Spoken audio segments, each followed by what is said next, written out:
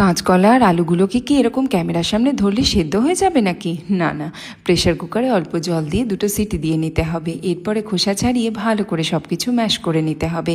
এবার দিয়ে দেবো আদা কাঁচা লঙ্কা বাটা, স্বাদ মতো নুন, চিনি, হলুদ গুঁড়ো, অল্প লঙ্কার গুঁড়ো, গরম মশলার গুঁড়ো আর 2 চামচ চালের গুঁড়ি। সব কিছু ভালোভাবে মিশিয়ে ছোট ছোট কাটলেটের আকারে তৈরি করে কড়াই সর্ষের তেল গরম করে কাঁচকলার কোফতাগুলোকে ভালো করে উল্টে পাল্টে ভেজে নিতে হবে। এবারে ওই তেলেই খানিকটা গোটা গরম মশলা ফোড়ন দিয়ে দেবো। আদা কাঁচা লঙ্কা বাটার সাথে হলুদ গুঁড়ো, লঙ্কার গুঁড়ো, ধনে আর জিরের গুঁড়ো অল্প জল দিয়ে মিশিয়ে নেব। এবার এই মিশ্রণটা তেলে দিয়ে 2 থেকে 3 মিনিট কষিয়ে নেব। মিক্সিতে 2টো টমেটো, 2টো কাঁচা লঙ্কা আর 1 চামচ তিল আর অল্প জল দিয়ে বেটে নিতে হবে। তিল না থাকলে কাজু বাদাম বা মগজদানাও দেওয়া যাবে। স্বাদ মতো নুন আর চিনি দিয়ে মশলা কষাতে হবে। এরপরে খানিকটা জল দিয়ে জল ফুটে এলেই সেদ্ধ করে রাখা আলুগুলো দিয়ে 5 থেকে 7 মিনিট রান্না করব। এরপরে কসুরি মেথি, গরম মশলার গুঁড়ো আর কাঁচকলার কোফতাগুলো দিয়ে দেব।